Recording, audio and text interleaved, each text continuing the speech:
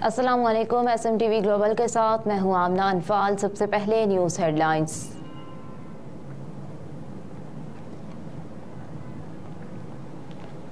Lahore high court में मौसम सरमा की तातीलात के पहले हफ्ते का जजेस रोस्टर जारी कर दिया गया। जजेस रोस्टर के मुताबिक 16 जजेस बतौर सिंगल बेंच केसेस की समाअत करेंगे, जबकि तातीलात के दौरान पहले हफ्ते 7 डिविजनल बेंच मुकदमात की समाअत करेंगे। रोस्टर का इतलाक 26 दिसंबर से होगा। रोस्टर के मुताबिक पहले हफ्ते chief justice Lahore high court और जस्टिस तारिक सलीम पर मुश्तमिल बेंच तमाम नौयत के केसेस की समाअत करेगा। जस्टिस शहजाद अहमद, जस्टिस फारूक हैदर पर मुश्तमिल बेंच और जस्टिस अली बाकर नजफी, जस्टिस राहिल शेख पर मुश्तमिल बेंच फौजदारी केसेस सुनेगा। इसके अलावा लाहौर हाई कोर्ट के जस्टिस शाहिद करीम, जस्टिस मोहम्मद रजा पर मुश्तमिल बेंच की जानिब से मौसम सरमा की तातीलात के पहले हफ्ते में सिविल केसेस की समाअतें होंगी।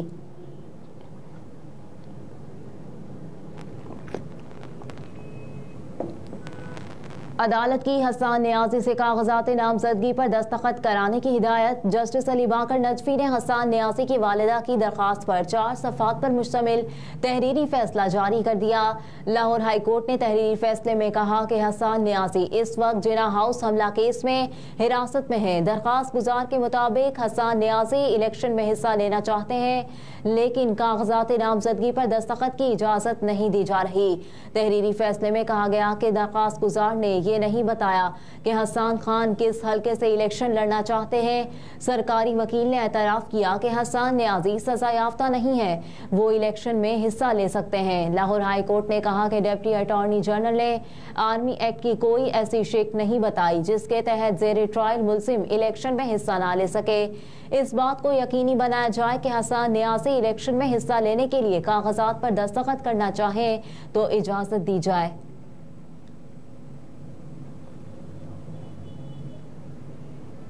गुज़िश्ता साल का MD कैट रिजल्ट 2024 तक दुरुस्त करार। इस्लामाबाद हाई कोर्ट के जस्टिस मियां गुल हसन औरंगजेब ने MD कैट रिजल्ट के हवाले से फैसला जारी कर दिया, जिसके मुताबिक नवंबर 2022 का MD कैट रिजल्ट नवंबर 2024 तक दुरुस्त है। अदालत ने कहा कि पटिशनर लाइबा रऊफ ने नवंबर 2022 में MD कैट पास किया। जिस वक्त MD कैट पटिशनर ने पास किया उस वक्त कानून के मुताबिक रिजल्ट 2 साल के लिए मौसू था। पटिशनर ने पाकिस्तान मेडिकल एडिशनल काउंसिल के 14 जुलाई 2023 के पब्लिक नोटिस को चैलेंज किया।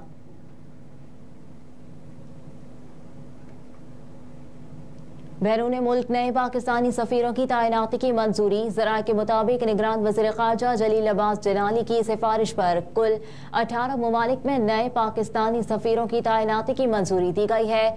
ज़राए के मुताबिक कासिम मुहिउद्दीन अज़रबैजान, नवीद बुखारी उमा अमान और पाकिस्तान के नए सफीर होंगे।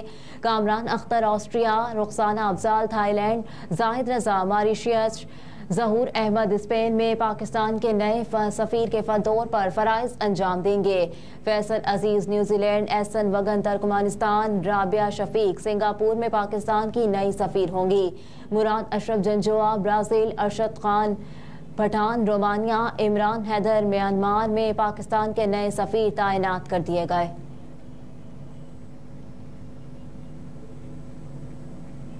नून लीग ने साइफर केस के फैसले पर सवालात उठा दिए। नून लीग के रहनुमा मलिक अहमद खान ने लाहौर में उस्मा बुखारी के हमरा प्रेस कॉन्फ्रेंस की।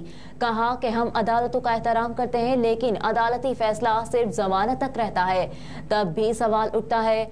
मलिक अहमद खान ने कहा कि PTI ने एक मुल्क पर इल्जाम लगाया। अदालत ने कहा कि इस मामले पर ऑफिशियल सीक्रेट एक्ट का इत्तलाक नहीं होता। लीगी रहनुमा ने कहा कि तहरीक इंसाफ को बंद लिफाफे से बहुत रुग़बत है। लिफाफे में चाहे 190 मिलियन पाउंड हो या बंद लिफाफे से असम्बली तोड़ दें। कहा कि साइफर को बुनियाद बनाकर माजी की हुकूमत ने सियासत की। साइफर के बारे में जलसों में तकारीर की गई। कासिम सूरी ने बतौर डिप्टी स्पीकर सर बमहर लिफाफा लहराया। कासिम सूरी ने कहा ये लिफाफा चीफ जस्टिस को भेज रहे हैं।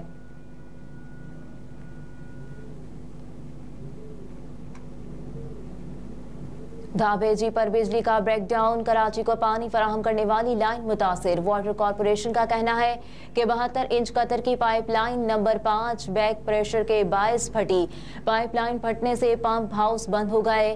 वाटर कॉरपोरेशन ने बताया कि 72 इंच कतर की पाइपलाइन से कराची को पानी फराहम किया जाता है। दूसरी जानिब चीफ इंजीनियर वाटर कॉरपोरेशन ने कहा कि मुतासरा लाइन की बहाली का काम हंगामी बुनियादों पर शुरू कर दिया। मुतासरा लाइन का मुरम्मती काम अगले 24 घंटों में मुकम्मल किया जाएगा। चीफ इंजीनियर ने कहा कि कराची को पानी की फराहमी मुतबादिल लाइनों से जारी है।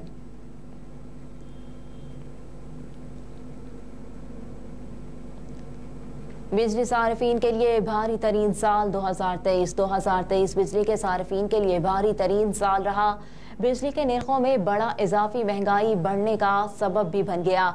रवां साल बिजली के निर्ख तारीख की बुलंद तरीन सतह पर जा पहुंचे। एक साल में बिजली की कीमतों में 47 रुपए का मजमूई इजाफा हुआ। भारी बिलों के बावजूद बिजली का बड़ा शॉर्टफॉल और 18 घंटे तक लोड शेडिंग भी होती रही। अदाद-ओ-शुमार के मुताबिक फ्यूल कास्ट एडजस्टमेंट की मद में बिजली के निर्खों में 7 बार इजाफा और 2 बार कमी की गई, जबकि सेमाही एडजस्टमेंट की मद में 3 मरतबा इजाफा हुआ। रवां साल बिजली बिलों पर 4 मरतबा मुख्तलिफ सरचार्जेस आयद किए गए। सरचार्जेस की मद में बिजली मजमूई तौर पर 22 रुपए 18 पैसे फी यूनिट महंगी हुई।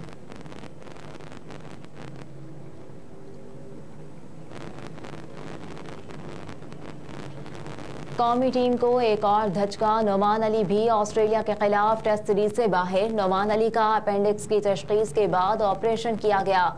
उन्हें डॉक्टर्स ने मुकम्मल आराम का मशवरा दिया।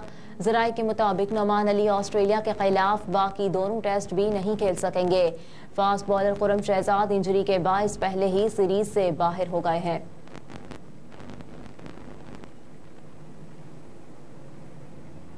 सलामती कौंसिल करारदाद के बावजूद इसराइली फिजाइया की गजा पर बमबारी, मुतादिद फलस्तीनी शहीद।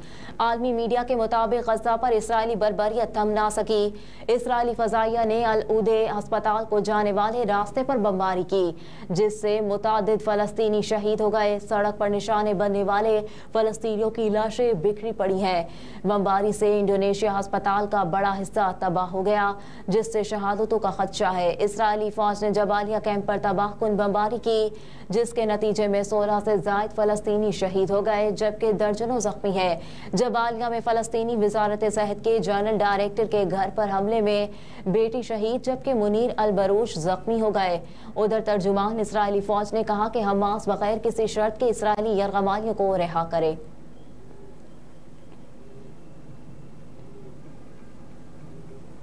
इलेक्शन 2020 में मुबैना मुदाखलत, डोनाल्ड ट्रंप का मुकदमा इल्तवा का शिकार।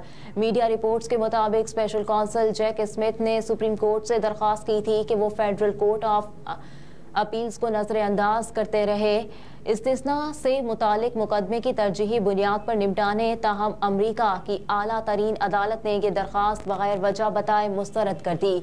अमरीकी डिस्ट्रिक्ट जज ने 1 दिसंबर को फैसले में वाज़ेह कर दिया था कि डोनाल्ड ट्रंप को इस्तस्ता हासिल नहीं। ट्रंप के वकला ने इस अदालती फैसले के खिलाफ कोर्ट ऑफ अपील्स में दरख्वास्त दायर की थी, जबकि स्पेशल कौंसिल ने सुप्रीम कोर्ट से अपील की थी कि वो मामले में मुदाखलत करे और मुकदमे की खुद समाअत करे। स्मिथ की दरख्वास्त मुस्तरद होने के सबब अब कोर्ट ऑफ अपील भी मुकदमे की समाअत करेगा। हेडलाइंस आप जान चुके। न्यूज़ स्टूडियो से फिल वक्त इतना ही। आप देखते रहिए SMTV ग्लोबल।